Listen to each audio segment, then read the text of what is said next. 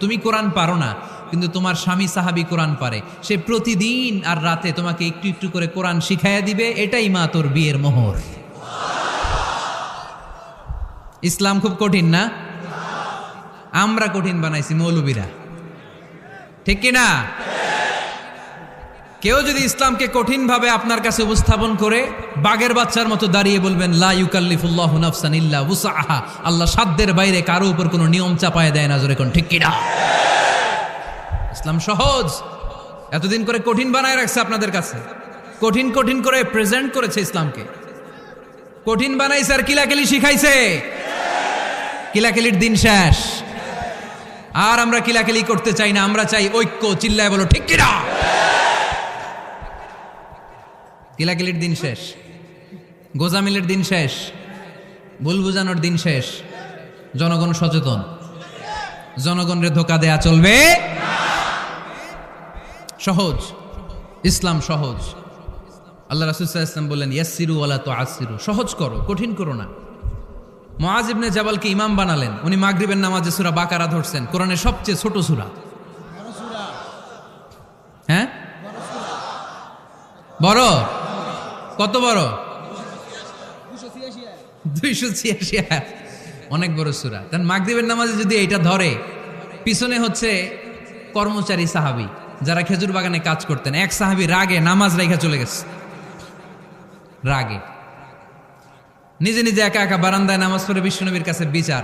Direct action, action action, indirect না। এটা কি অ্যাকশন? ডাইরেক্ট বড় হুজুরের কাছে যে বলে ইয়া রাসূলুল্লাহ, কেমন ইমাম পাঠাইছেন, মাগরিবে বাকারা দিয়া ধরছে। বিশ্বনবীর চেহারাটা আগুনের গোলার মতো লাল হয়ে গেল।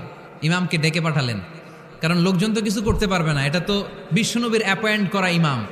যিনি অ্যাপয়েন্ট করেছেন তার কথা ছাড়া এখানে সভাপতি আজকে বলল আপনি ইমাম, কালকে বলল আপনি নাই, এরকম ইমাম নাকি?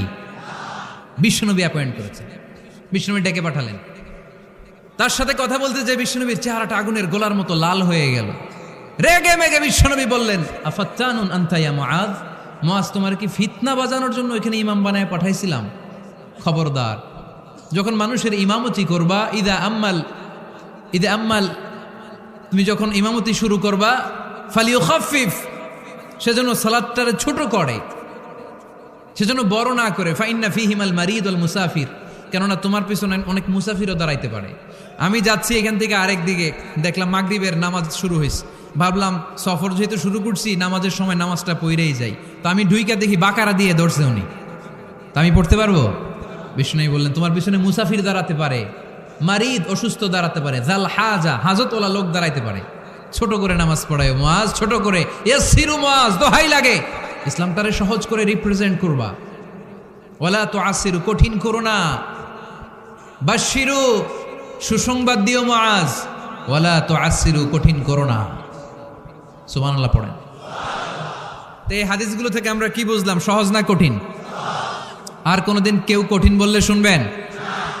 আওয়াজ করে বলবেন ইসলাম সহজ। চিল্লায় বলেন ঠিক কিনা? 6 নাম্বার, ইসলামটা হচ্ছে দ্বীনুল ফিতরা। আওয়াজ করে বলেন দ্বীনুল ফিতরা, আরো জোরে দ্বীনুল ফিতরা।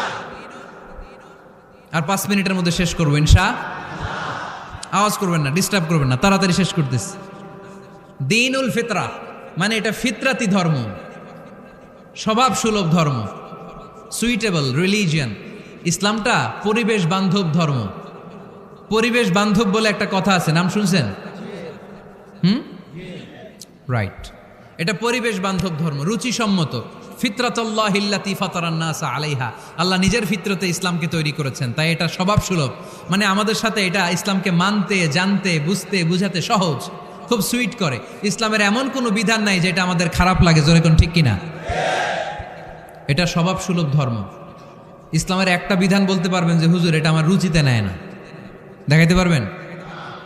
কিন্তু অন্য ধর্মের এরকম অনেক বিধান আছে যেটা রুচিতে নেয় না। হিন্দু ধর্মের অনেক ভাইরা আমার আলোচনা শোনে, অনেক হিন্দু আমাদের হাতে মুসলমান হয় আলহামদুলিল্লাহ। হিন্দু ধর্মের প্রতি শ্রদ্ধা রেখেই বলছি, তাদের ধর্মে একটা বিধান আছে যে আপনি ভালো হিন্দু হতে চাইলে আপনাকে গোমূত্র পান করতে হবে, মানে গরুর পেশাব পান করতে হবে। এবং অবাক করা কাণ্ড, তারা ইন্ডিয়া থেকে এটাকে রপ্তানি করে ইউরোপ আমেরিকাতেও পাঠায়। কারণ ইউরোপ আমেরিকার যে হিন্দুরা আছে সেখানকার সুপার স্টোর থেকে শপিং মল থেকে ওইটা কিনে কিনে পান করে। আপনারা যদি বলে এই যে 1 বোতল নিয়ে আসছি গরুর পেশাব, এটা খাইলে তোর 1 কোটি টাকা দিব, খাইবেন? আমি কমু তুই নিয়ে আইসোস তুই খা, ঠিক কিনা? কারণ আমাদের রুচিতে এটা ধরে না।